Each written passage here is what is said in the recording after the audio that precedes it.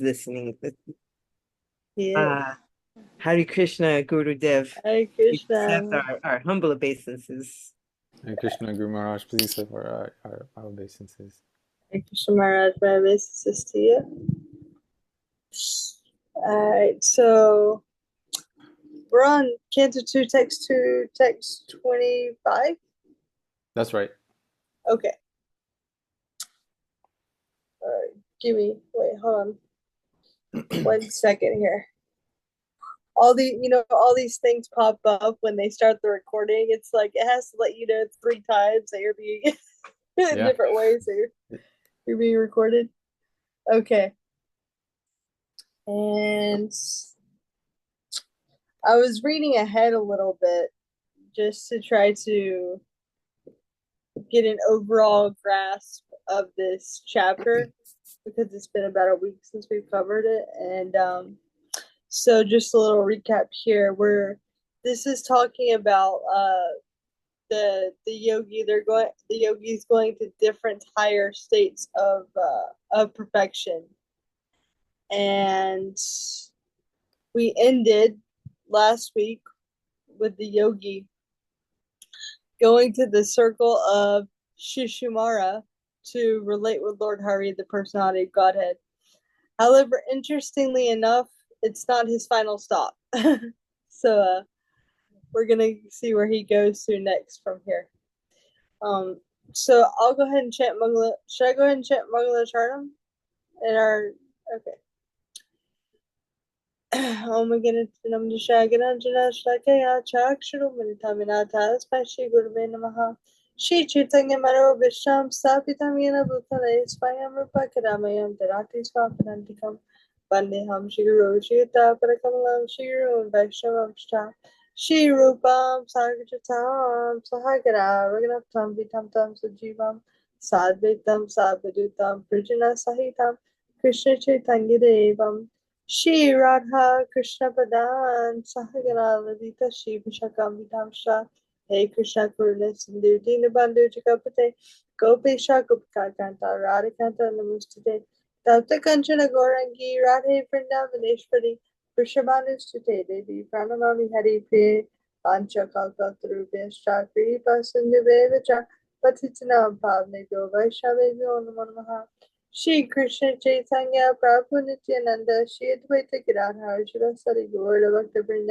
Hare Krishna Krishna Krishna Hare Hare Hare Rama Rama Rama Hare Hare. So Narayanam Namaskritta Naramcharva Narottamam Devam Saraswatam Vyasam Tato Jayamudiraya Dasapara Shubha Jeshu Nityam Bhagavata Sevagya Bhagavati Uttamashvati Bhakti Nice key. And then I think I got it all. All right. Okay, so starting with text 25 here. Tadvishvanabhyam hya ativartya Vishnur ani yasya rarajinatmanaikaha namakritam brahma vidam upati kalpayusyo yadibudaramati. This Sumara is the pivot for the turning of the complete universe, and it is called the navel of Vishnu, Garbhodakashayi Vishnu. The yogi alone goes beyond this circle of Shishumara and attains the planet of Maharloka, where purified saints like Brigu enjoy a duration of life of, I believe that's 4,300,000,000,000 solar years. I think it's 4 billion. 4 billion, yeah, 4 billion 300, or no, yeah, 4,300,000,000, 4 billion 300, yeah, Yes, something yeah, like 4,300,000,000. 4 billion 300,000,000 solar years. This planet is worshipable even for saints who are transcendentally situated. And since that has no purport, is it okay if I go to the next one? Okay.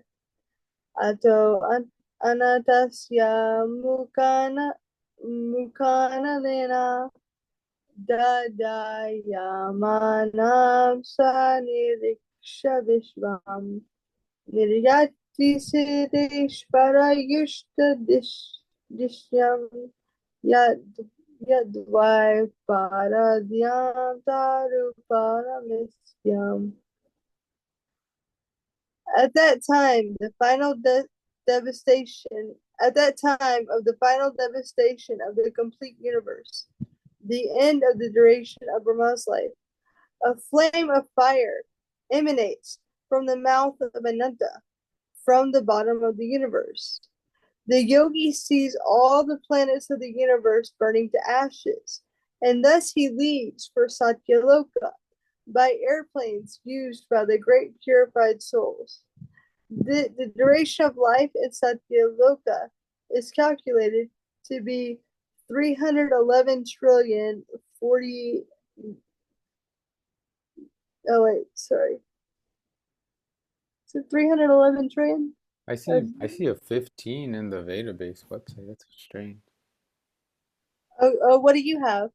It says 15 trillion 480 billion years. Yeah, okay, I got that in the word for word, but it's not in the translation. Let's see. Oh wow. Okay, interesting.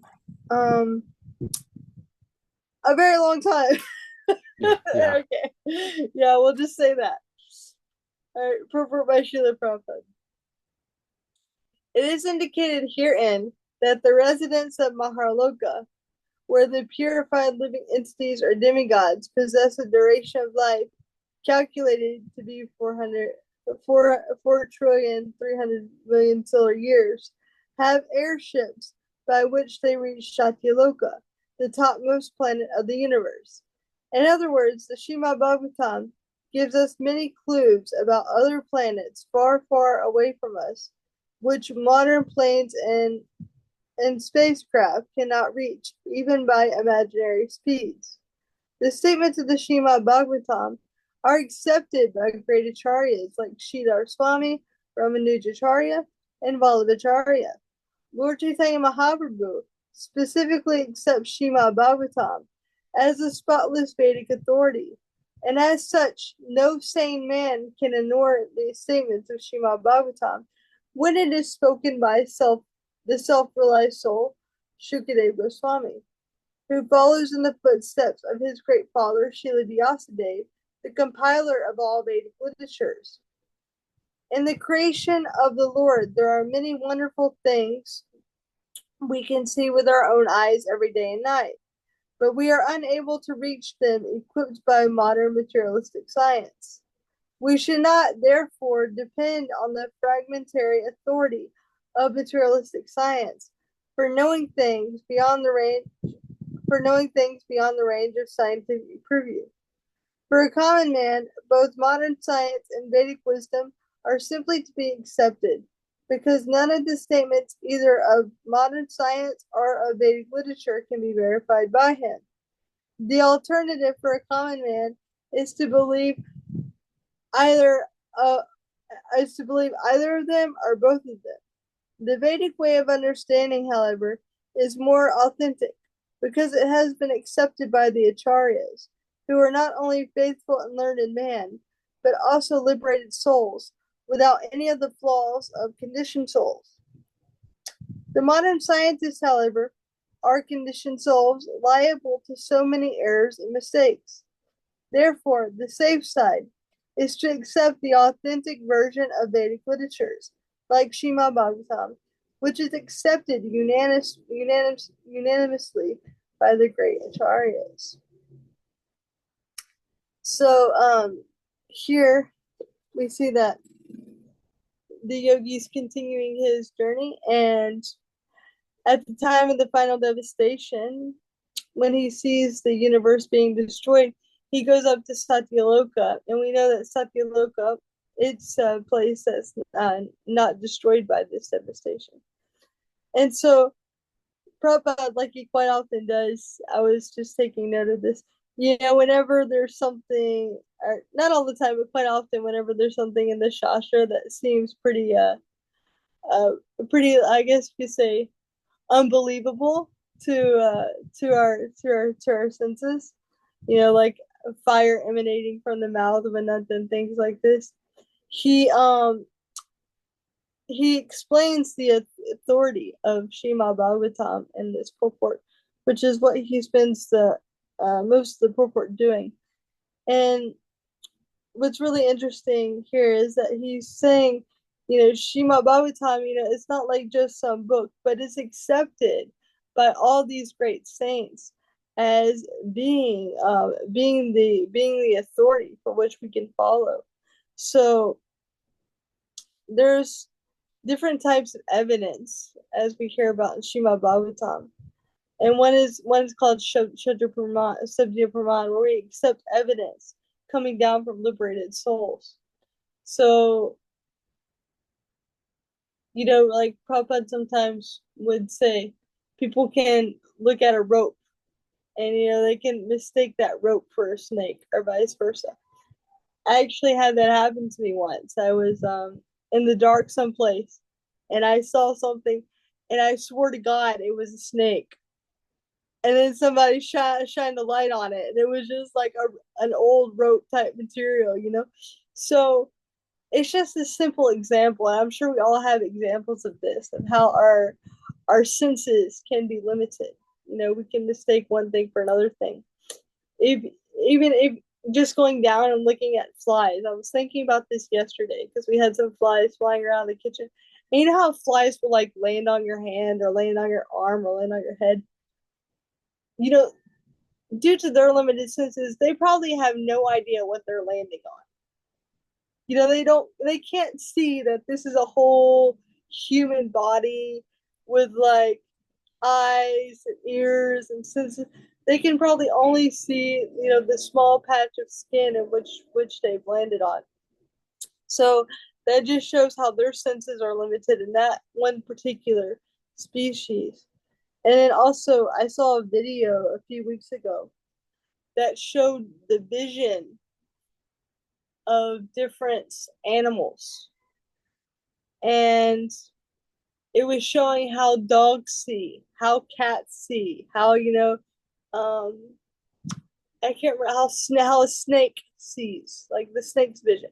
So some scientists or whatever got together and they made a video based on what they've studied about animals, how an animal would have vision. And we can see how these different animals, they can't see in the same way that humans can see.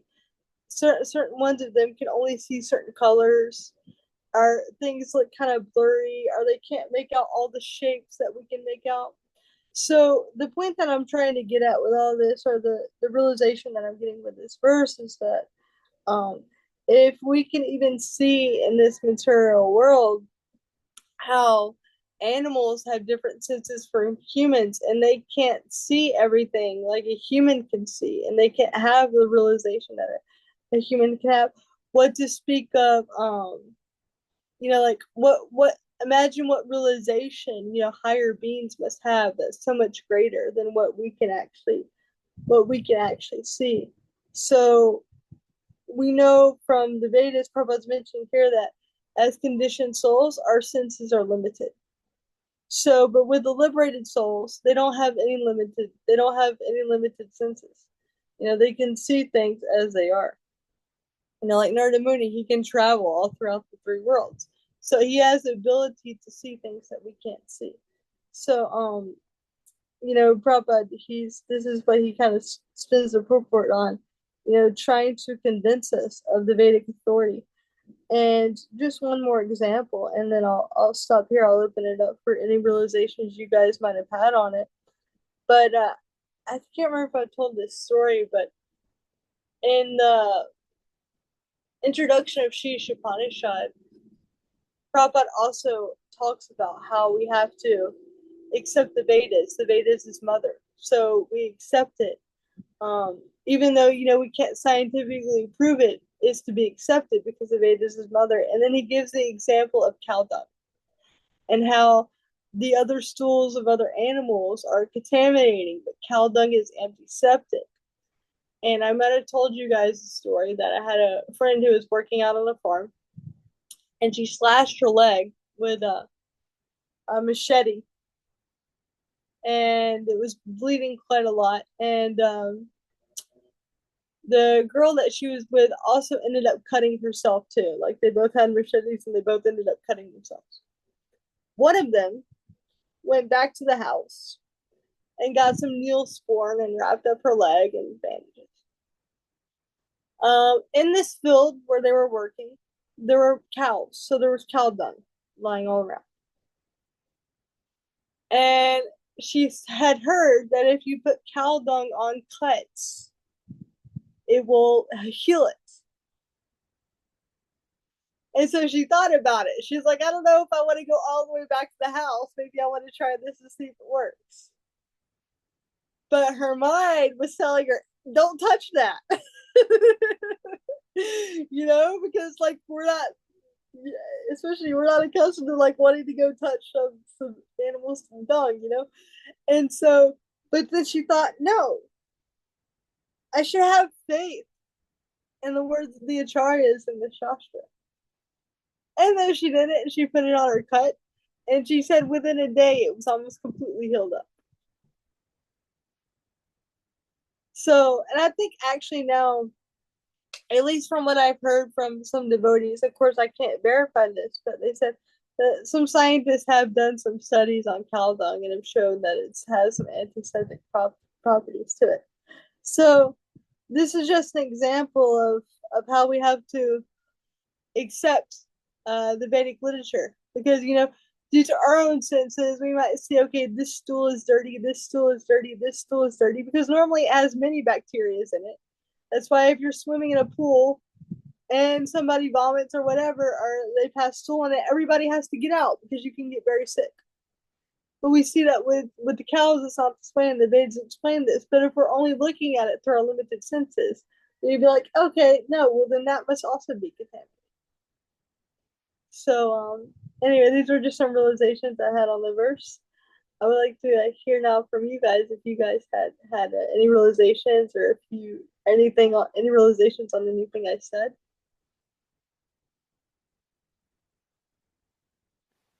Yeah, thank you very much for bringing up the point, the first point that you brought with Prabhupada always kind of,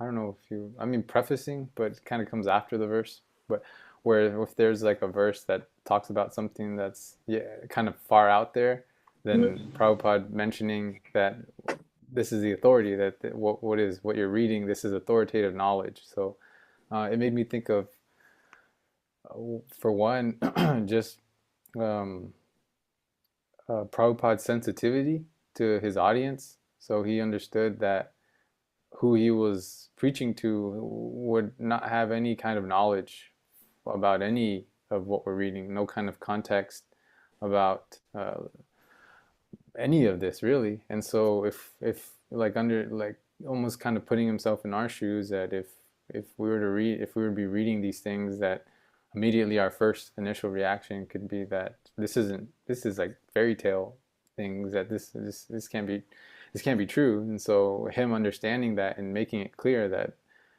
I know what you're thinking, but it's not, but don't let your mind go there, that this is actually true, that this is authoritative knowledge. So yeah, that being really helpful for me. And it made me think of something else too, where um, in the verse, the Srimad Bhagavatam, or in the purport, the Srimad Bhagavatam is spoken as a whole, that Srila Prabhupada emphasizes the authority of the Srimad Bhagavatam as a whole, like the entire Srimad Bhagavatam. And maybe sometimes what can happen is, either consciously or unconsciously, we can accept some parts of the Srimad Bhagavatam, but then subtly, like in a subtle way or unconsciously, reject other parts of the Srimad Bhagavatam. But Prabhupada makes it clear that the entire Bhagavatam, everything, every single word written in it is authoritative, that this is what we should follow. And so it's helpful for me, because it's just a reminder that anything that I'm reading, that we're touching upon here, this is what's true. This is what is the reality of things. Um, And it's interesting that you brought up the rope analogy too, with the rope and the snake, because that made me think of with when we speak about authority and accepting things that Guru Maharaj, Manunatha Maharaj, he's brought up the example of the rope and the snake, and how it's like the guru is saying to the disciple that there's a snake, go and kill the snake or something like that. But the disciple can see that it's a rope, that what the guru is calling a snake, he can see for himself that this is a rope, but the guru is telling him, go, that's a snake, go kill it. And and so it being and so the disciple doing it, he goes and he's like, okay, he kills the snake. And then again the guru is like, oh, there it is, the snake, go kill the snake. And the disciple again, okay, but like can seeing it, but still accepting that, and that being almost like a test, that the guru is in one sense like testing. It's not that um, the guru doesn't see a rope or whatever the case is, but it's the disciples' acceptance as the word of his guru is what is true. That this is what this is what the disciple is taking and accepting, that whatever like my guru is saying, that I accept this wholeheartedly. And so it's a similar thing, that the guru is the Bhagavata. He's the person Bhagavata, who's a representative of the the the written Bhagavata. And so it's non-different. It's the same kind of thing, that if we're accepting the authority of scripture, of Shastra, then we're also accepting the authority of Guru, because it's one and the same. The Guru is speaking on Shastra. So so that example made me think of the rope and the snake. And um,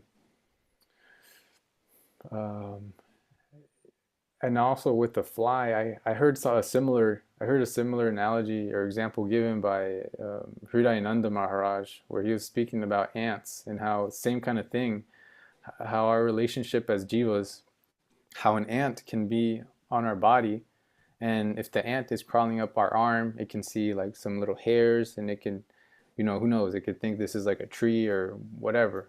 But it's like on our body, it has this limited vision, but it doesn't have a vision of the whole, that the ant is not conceptualizing that I'm on the body of a person, that there's a person that I'm walking upon.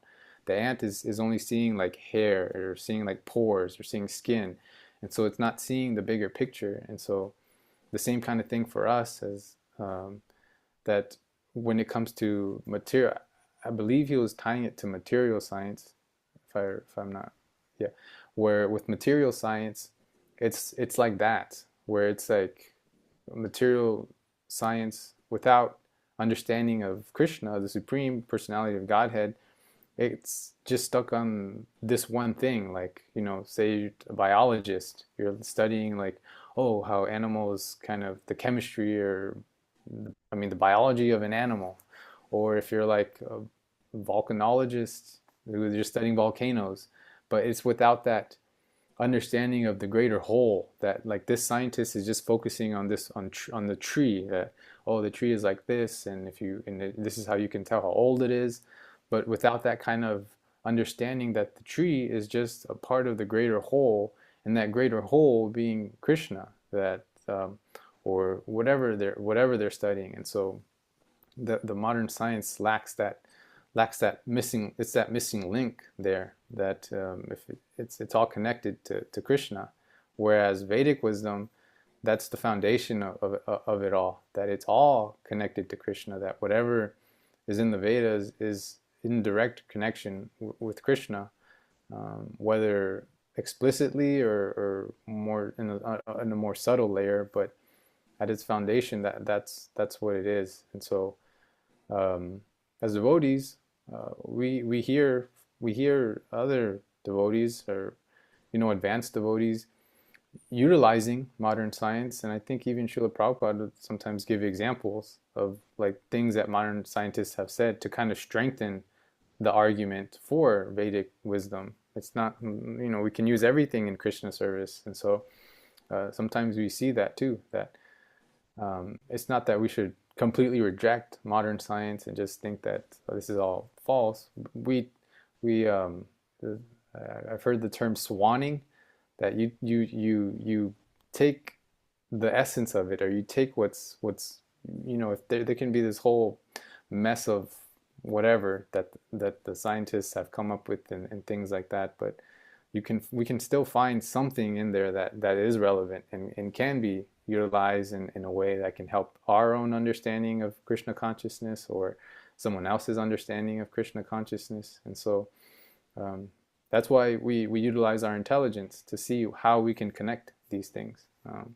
And I mentioned in the last class of Sadhuputta Prabhu, with the Bhaktivedanta Institute, how Srila Prabhupada encouraged that. He encouraged devotees who had PhDs or were in that kind of scholarly mood to utilize that intelligence that they have, and connect, find the connection with modern science and Vedic wisdom, and share that with others, so they can also make that connection within themselves. Thank you so much for all that you've added. What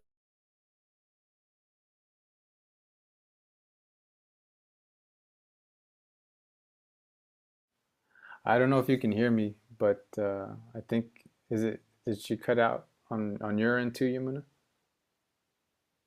You're muted right now.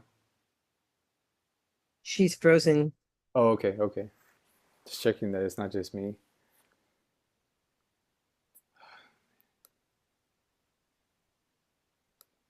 Well, she may have to disconnect and reconnect or something like that. Who Yeah. knows? I wonder if she can see the chat.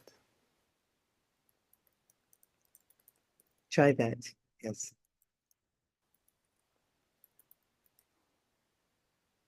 Oh, yeah, she got dropped. Yes. Well, in the meantime, I could add my 2 cents about this particular topic and these particular verses that we just read. And sometimes as a student of Vedic philosophy, at times, we are faced with this dichotomy, like two different things, because on the one hand, we're told that these things are scientifically provable, that we're supposed to ask questions and have doubts, and on the other hand, we're told that some things just have to be simply accepted, because how are we ever going to prove a number like 15 trillion 480 billion? How are we ever going to prove any of that scientifically? So we're told to just accept this. And I know that this is not about what my personal opinion is, but my personal opinion is that whether or not the facts that are quoted here are provable, or whether or not they are real, they exist because we have so much to learn from this type of imagery. So whether or not we can verify the authenticity, because all we're told is that we must simply accept it, as everybody in our line before us has accepted it. So as I said, the only point that I would like to add to that is whether or not one believes that these how do you say, these facts are provable or not. We can accept them because of what it is that we can learn from them. So here, what we're going through we're preparing to leave our body we're in this, we're prepared, we're going through different, it shows us we're going through different realms, and we can see it physically as if in the universe we can see the different parts of the body. And this imagery helps us. It helps us to get to the thought of what Satyaloka would be like. And so that's why it exists. And, so shall we go on? Maybe she's having a serious internet problem, and we should go on, and you could read the next verse or something. I don't know. Okay. Well, thank you very More much. comments to make about that? Well, yeah, I just think that's a very important point about something being verifiable or not, and still accepting it, and that acceptance really being beneficial for us, which I mean, that's true, yeah. So I think that's a really important point and a good reminder for us to have, especially as we're reading about these details and verses that contain information in them that for someone who's not practicing or even someone who is practicing could be hard to believe or accept. So um, I think that, oh Jai, oh Okay. Jai, are you all, Hi, we can well, I can hear you. We can hear you. I'm so sorry, guys. It was the power shuts off here sometimes, and we have a reserve, and then we have to go turn it on, and then it takes a couple minutes for the internet to come back. So I'm really sorry for dropping out on you like that. Oh, no worries. Yeah, thank you so much. That was pretty fast then, that for you to go and turn it on and get everything set up again. Yeah, my mother-in-law did it. Oh, okay. Um, yeah. Did you guys go to the next verse No, or? no, no. No, Yeah, not yet. I added some personal opinion to what we've been reading and speaking about, the opinion that whether or not these things are verifiable scientifically, or whether or not one accepts them as absolute truth. They exist for a reason. These stories and this imagery exists for our spiritual advancement. It exists for a reason. So Right. whether one wants to accept, or what, how would we say, blindly, whether or not one wants to accept that, one has to remember that whether or not the things are exactly as they're, fact, whether or not they're fact. Because like we said, the science maybe can't verify the number of years, and this imagery exists, the forms in the universe, and what happens to us as we make a spiritual advancement and eventually get to Satyaloka. This all exists to aid our spiritual growth. Yeah, no, that's also a very good point. It's helping us with our spiritual growth. And I think just to conclude, because I was there was some point I was trying to make before the internet got cut off and power got cut off. But when Srila Prabhupada wrote his purports, we can see that he was like the one Acharya that was writing for us in the Western world. And I remember attending a seminar with Radhika Raman Prabhu, and he did his PhD on something Jiva Goswami wrote.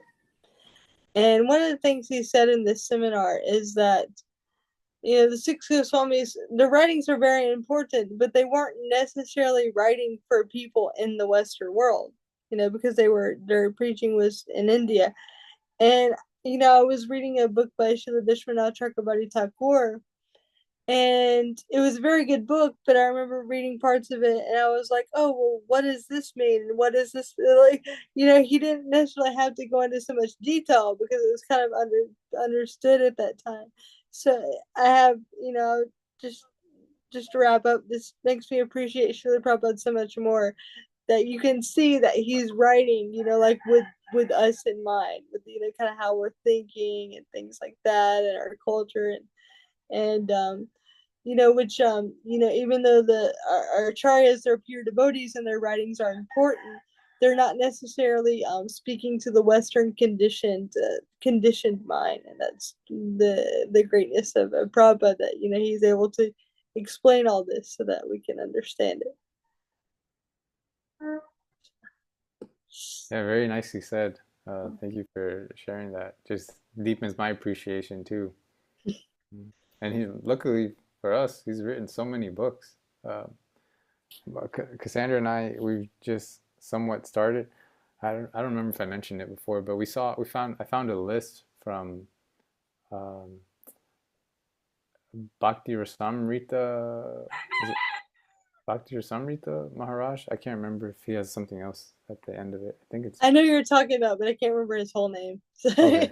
yeah. Okay. Well, yeah, I can't remember. I feel like I said it, but he made and I've never seen this before, but Maharaj made a list, a systematic list of reading Srila Prabhupada's books, starting from little books, building up all the way to the Chaitanya Charitamrita. He's included, uh, I don't know if like everything, but it's a good 40 books, I think, maybe 30, 40 books that he's included how to read them, like in this order, like recommended order. And the very first one is On the Way to Krishna, and then it's like Elevation to Krishna Consciousness, and then so basically this is I'm like reading we're reading the smaller books, and it's so potent. It's so, and in my mind unconsciously there's been this. Oh, she froze again. Well, That's right. Yeah. yeah. Well, I'll just wrap it Well, up. that's But a great anyway, source that you found, so you can put things in their order, hmm and follow the progression of Prabhupada's um, mind, and what he wanted to show us in what order, and then he had a way of saying things in different ways to different people as well, and that's why all those little books exist, to be sure to to tune into exactly what it is that you need to hear. yeah, yeah. And Yeah. yeah, I think sometimes we can think that just because they're smaller books, maybe they're not as important as the bigger books. But I'm seeing firsthand how important they are. That they're not any less important because they're smaller books. They're still Srila Prabhupada has packed them with just really he's really made the text and the information so uh, um, approachable in a way. Mhm. Yeah. Uh-huh. Maybe you should read text 27, because this kind of sums up, where we've been going, what we're reaching in these last few verses. Okay. Oh yeah, there's a big purport too. Nayatro naya nayatra soko na jara na mrityur nartirna chodvega rite kutaschit yachit tato daha kripaya nidham vidham duranta dukkha prabhavanudarsanat. Translation and purport by His Divine Grace A.C. Bhaktivedanta Swami Prabhupada, Srila Prabhupada Ki Jai. In that planet of Satyaloka, there is neither bereavement, nor old age, nor death. There is no pain of any kind, and therefore there are no anxieties, save that sometimes, due to consciousness, there is a feeling of compassion for those unaware of the process of devotional service, who are subjected to unsurpassable miseries in the material world. Purport: foolish men of materialistic temperament do not take advantage of successive authorized knowledge.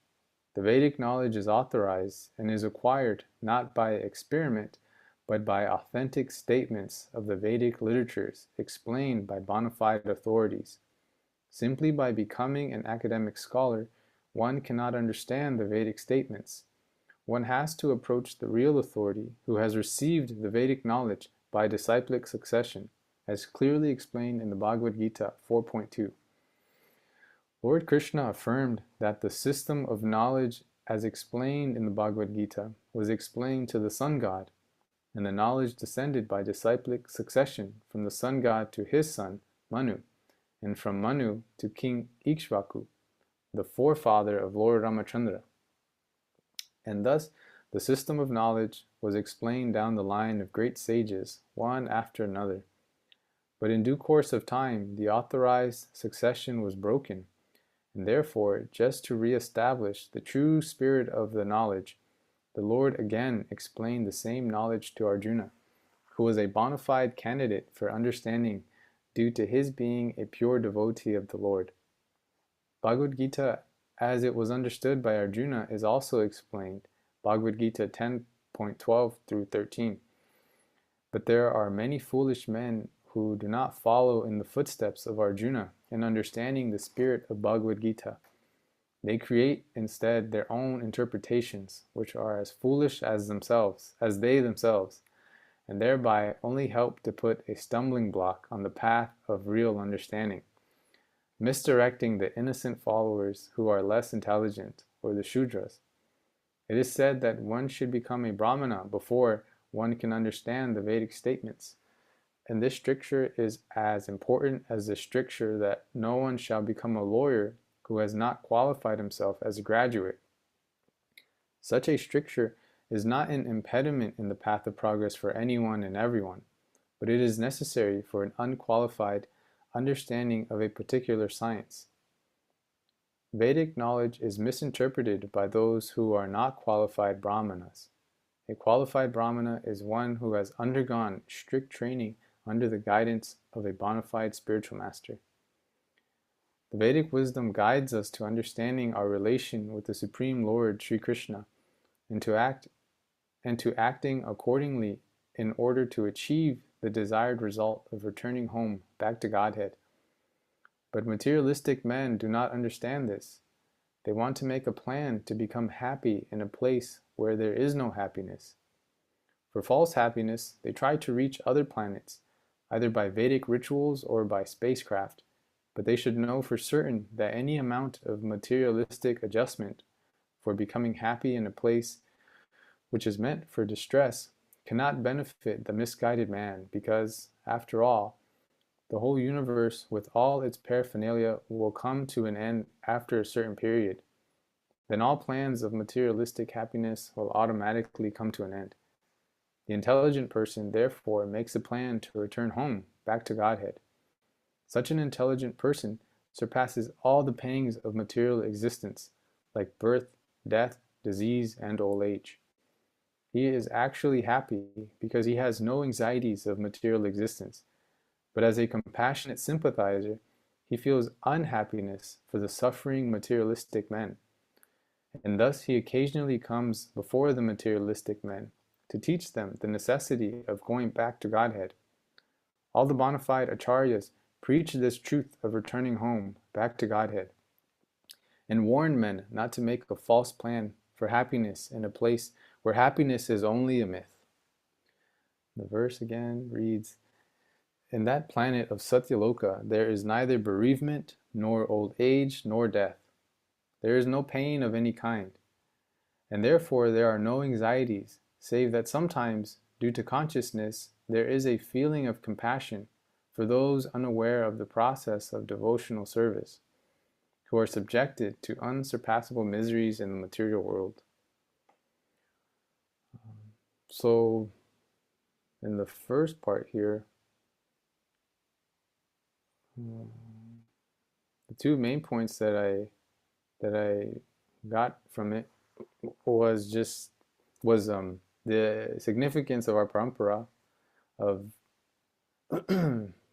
again more validation as to what we're reading, and why we should trust what we're reading, and have faith that what we're reading is the truth, because as Prabhupada is explaining, this wasn't one person's concoction, or this wasn't something that someone just made up, that this is coming from Krishna himself, and then from Krishna it has passed on to the sun god Vivasvan, and from Vivasvan to Manu, from Manu to Ikshvaku, and so on, until it was lost. And then he again explained it to Arjuna. So with that understanding, it helps us in our own um, acceptance of knowledge that we may not be able to conceptually understand, but at least we know that this that there's a line. We at least can see where the chains are connected with this, and how uh, it's authorized, that this is authorized knowledge.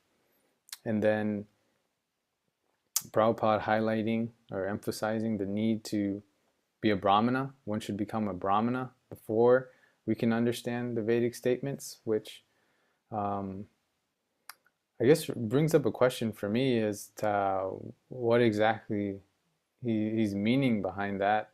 Is he talking, because I know in Kali Yuga,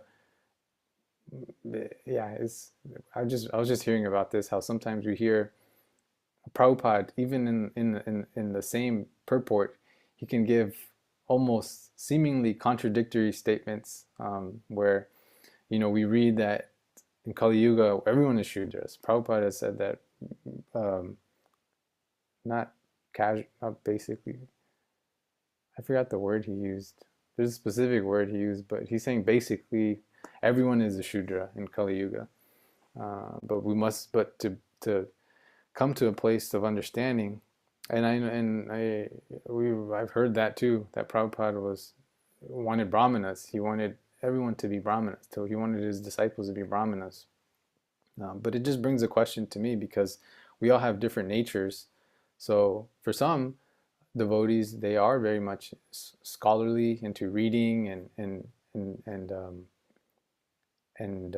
teaching, giving classes, or whatever the case, but they have that Brahminical kind of nature. And for others, they have that more of the Vaishya nature, more business oriented, or yeah, in that sense. Or others more like Kshatriya nature, more managerial. And then there are devotees who have that kind of Shudra nature, more so like manual labor and things like that. Um, so I guess that's where the question for me lies, is we all have these different kinds of natures. And I understand that there's no pure Brahmana, there's no pure Kshatriya, pure Vaishya, pure Shudra in the Kali Yuga. So is he saying that, like, Brahminical qualities? Because he would have said that if that's what he was talking about, but he said Brahmana, like be a Brahmana. And so it's yeah, I guess for me it's, well, what exactly is he meaning by that? Um, and then the last part, oh, and that made me think of a pastime too. I haven't read it, I just heard that, I believe it's in the Ramayana. There's a Shudra who was trying to pass as a Brahmana. I think Guru Maharaj has given this one. I can't remember where I heard it, but that there was a Shudra who was trying to pass off as a Brahmana, and he was teaching or preaching from the Vedas or something like that. Or I can't remember if he was just reading the Vedas or if he was trying to speak on the Vedas. But when Lord Ramachandra saw this, he immediately like cut off his head, um, signifying the need for the purity of a Brahminical class. And if someone doesn't have that kind of nature and they're trying to speak on it, then they can contaminate the whole thing, and they can contaminate the knowledge for others. Not that they can really, yeah, they can contaminate the knowledge for others and also contaminate the class as a whole. That if there's one bad apple, then it can spoil the whole bunch. And so if the people, the masses in general, the common people, saw that there was this one bad Brahmana, then that could immediately think that, well, all the Brahmanas, then they're all kind of questionable. And so in that sense, it can be understood why Lord Ramachandra was doing that. But then it makes me think of my own situation, that I feel like a Shudra, and I'm reading Srimad Bhagavatam, and here we are trying to speak on Srimad Bhagavatam. So I hope he doesn't cut off my head. But so yeah, but Prabhupada has authorized it. He's given us that concession, given us that permission to study, and encouraging us to study his books, to become Brahmanas. Um, so I don't think we should be in any kind of anxiety for our study. And there was one last thing about that, about happiness, but unfortunately, yeah, I can't.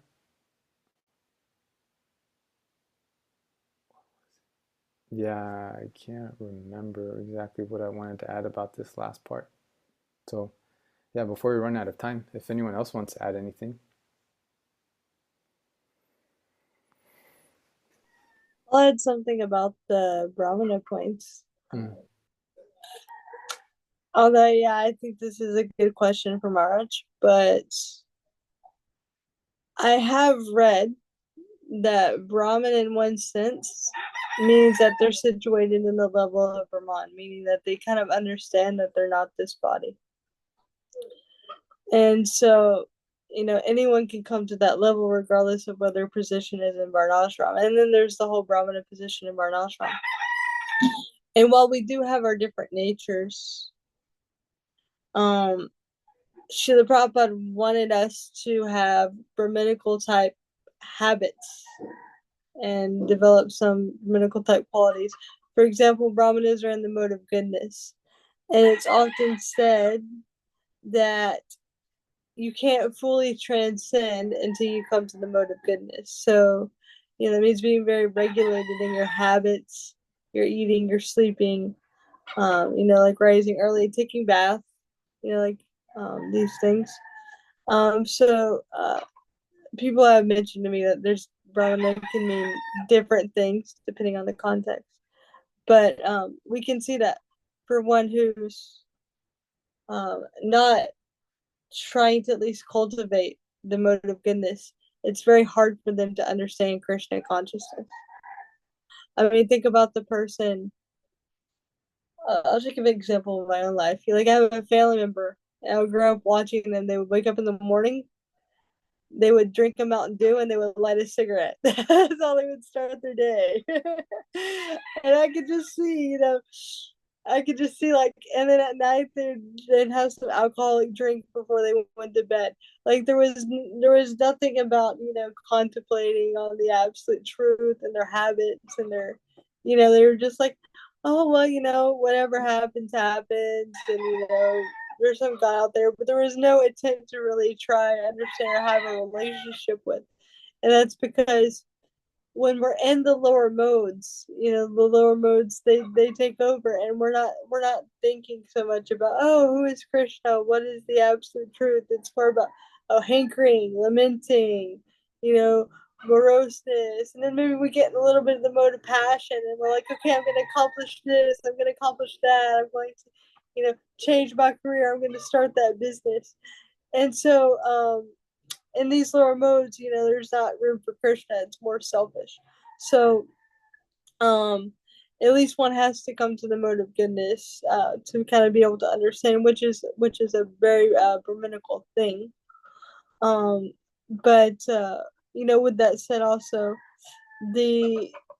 that's why you had people that were in the mode of goodness. They were instructing, like the Sudras, the Brahmanas. They're instructing the Sudras to try to help them cut the Vaishyas.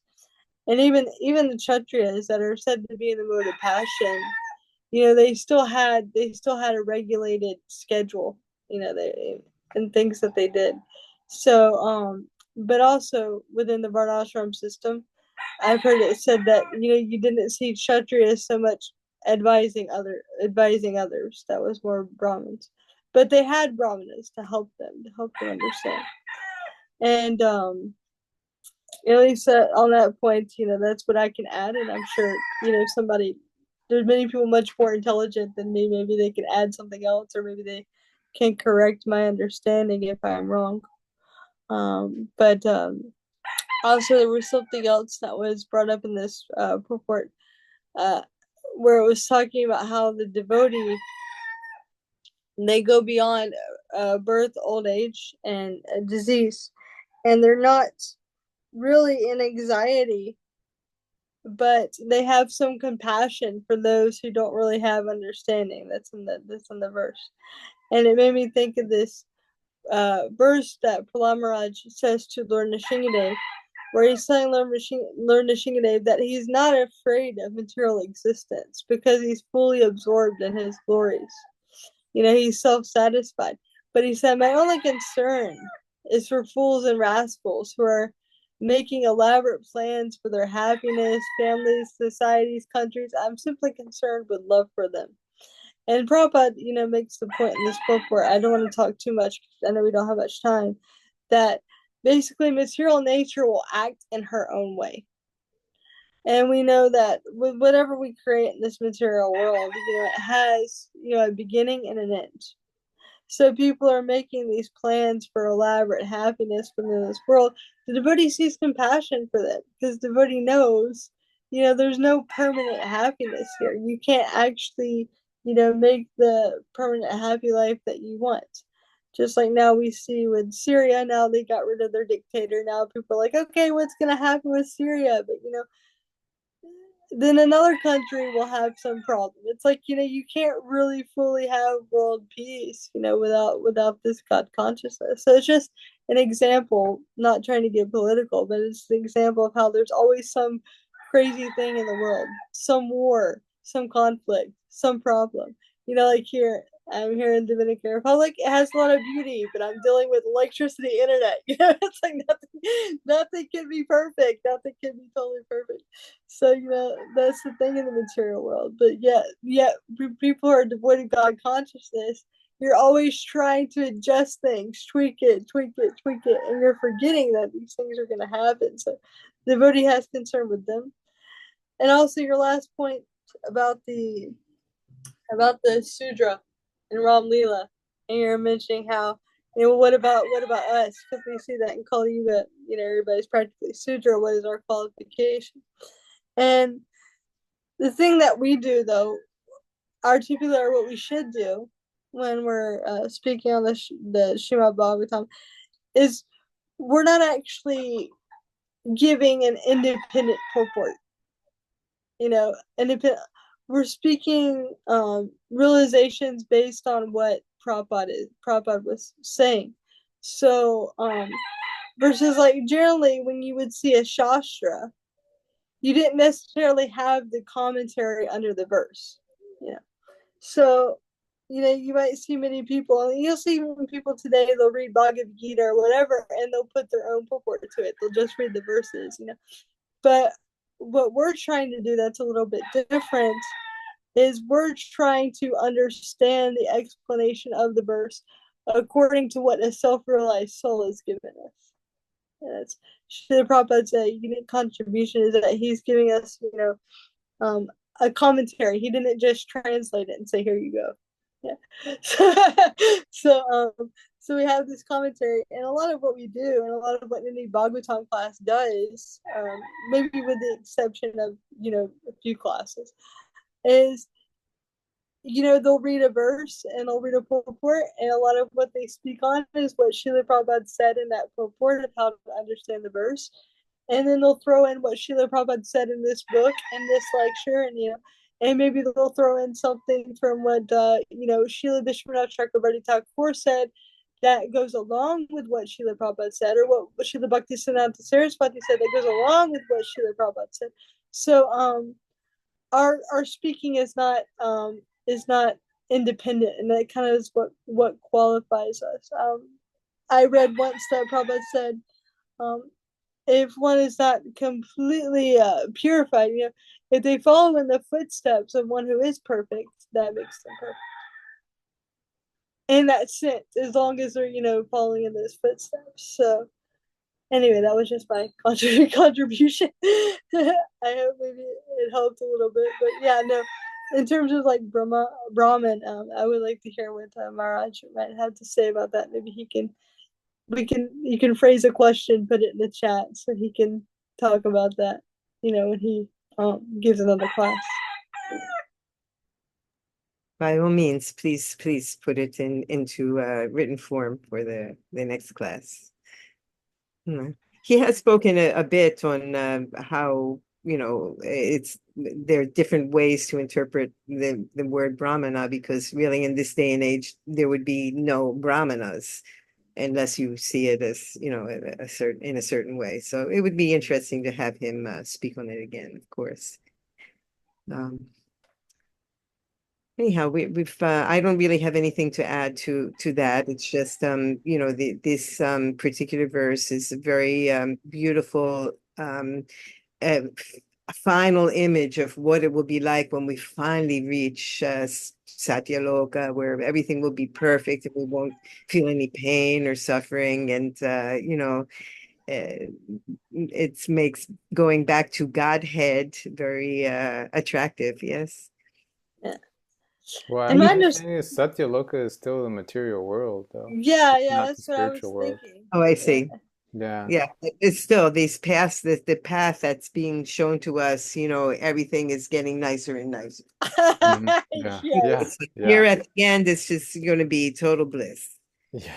Yeah. Well, very quickly, I just want to express my appreciation for that, Lavanga Prabhu, how you uh, laid it out so clearly. Maybe there was like some kind of understanding, but never like heard it that clearly when of how we're speaking about like Bhagavatam or the Bhagavad Gita, that it's not our own independent purport, but we're actually uh, utilizing Prabhupada's purports and his explanations, whether it's in that verse or like a verse in a different book or like another acharya, how that's where our qualification is coming from. So yeah, I've never, the way you said it, basically the way you laid it out, just made it click in my mind very nicely. So thank you very much.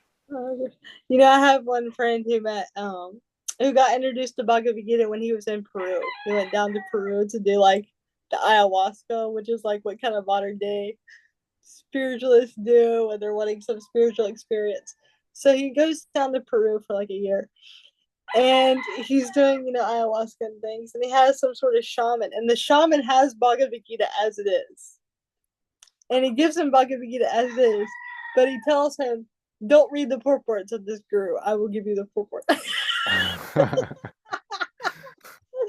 Because he didn't want the boy to read the purport, and then because whoever the shaman was, I don't think he agreed with Prabhupada's purports, but he wanted to be like the guru, so he said, "Don't do this." So, but anyway, it didn't work because he ended up reading it, and then he became a devotee. Oh But wow. it's just a further example of how we're not just reading text. Yeah, yeah, that's amazing. I love hearing all those stories of how people have come to Krishna consciousness. Yeah. I guess I think we have to stop here. It's 10:35 my time anyway. Mm. Um, so I'll see you all next week. Thank you all for being here. This was really nice. Yes, thank you for continuing to join us. Yes, thank you for leading today so nicely. Mm. Really, And in the future, because for whatever reason this happens quite often, power and internet goes off. Just keep going. I'll come back. But Yeah. I also I don't have phone connection independent of internet at the moment. Okay. So like also I won't be able to message you, but as soon I'll come back as soon as I get the internet back on. Just go with it. Okay. sure. Yeah, that's what we were doing. uh, So we'll just continue with that then. yeah. All right. Hare Okay. Krishna, my Hare, businesses. All Hare glories to Krishna. Manath Maharaj. All glories Jai. to you. All Bye. glories to Jai. Srila Prabhupada. Jai. Hare Jai. Krishna. Hare Krishna.